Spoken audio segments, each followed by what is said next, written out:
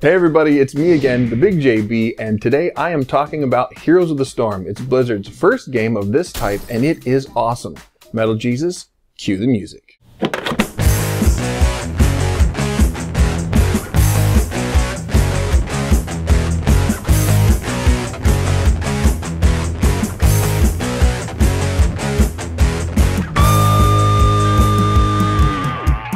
I had a heck of a time with this video. I recorded this thing like 3 times already! There is so much I want to talk about, like why I like it better than other MOBAs, tutorials, the heroes, the humor, the in-game shop, the skins, the battleground mechanics, the rainbow goat! Okay, breathe. Breathe, JB, it's alright. Let's go back to the beginning. Heroes of the Storm is a MOBA, a massive online battle arena. Say it out loud, you'll sound fantastic. MOBA. It's Blizzard's first in this genre. Examples of other games in this genre would include League of Legends, Dota 2, and Dawngate. Every single one of them uses a free-to-play model with a hero rotation. That means that the heroes that you have to choose from rotate in and out of play on a weekly basis, and it's free to play, but if you really like a hero, there are always ways to get it using in-game currency or cash money. Heroes of the Storm is set in something called the Nexus that brings heroes together from all of the games. Nexus? So this is some kind of a Protoss thing? What? No, it's... Look. I found out that the game was inspired by the Blizzard Christmas cards that they send out every year, which feature characters from every single one of the properties.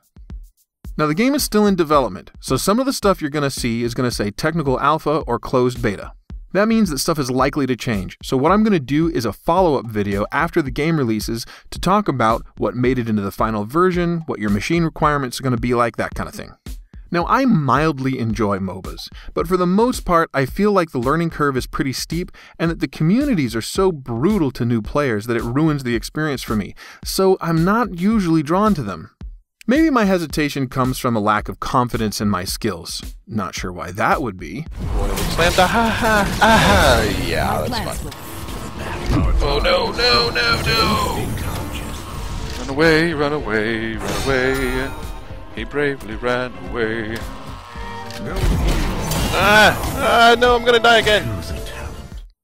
But this is exactly why I want to talk about it. Somehow this game, sitting in a genre that I had basically written off, has pulled me out of WoW and just about everything else that I've been playing. How did this happen? Point the first, the concept. I love the idea of all these heroes that I know and love fighting together from all these other different properties for no real reason. It's just fun. There's nothing canon here, there's nothing serious, it's just heroes bashing it out because it suits our whims.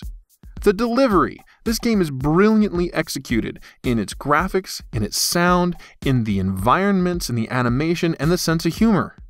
It builds on the stuff that makes other MOBAs successful and makes them better. And best of all, they made it easy to learn and they lowered the grade of that learning curve. The tutorial you're provided is interesting, it's engaging, and it does a great job of teaching you how to play the game. You actually have fun learning. It walks you through basic functionality, then it throws you into a practice game with bots.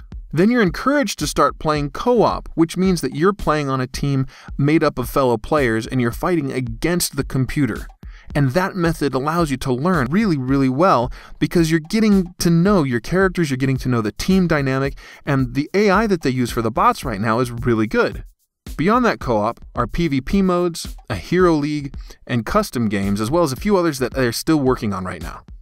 And there are XP and gold rewards for trying different things or playing different modes, so you want to do better. So as you get out of kind of that training mode, you see that there are XP and gold rewards for trying different things or playing different modes. So there's that motivation to do better. And what do you do with all this XP and gold you've been earning? XP levels you up as the player, but it also levels up your heroes. When you level up, you get more gold and access to more hero slots. So you'll get to a certain level and it will reward you, let's say 2,000 gold for hitting that level. That gold could then be used to buy a hero that you really want. When your hero levels up, she gets more talents and abilities and eventually the Master Skin. You use the gold to buy more heroes, my precious. They're mine. I must have them all. Diablo, James Raynor, Nova, Chen Stormstout, Tyrael, Thrall, Kerrigan, Arthas, and then you've got some that are in there for the fans, like the Lost Vikings. And what I think would be MetalJesus's favorite, Elite Tauren Chieftain. Check this guy out. Rock on. But isn't it boring playing the same heroes over and over? No! Not only is there a large cast to choose from, the customizing available in this game is insane!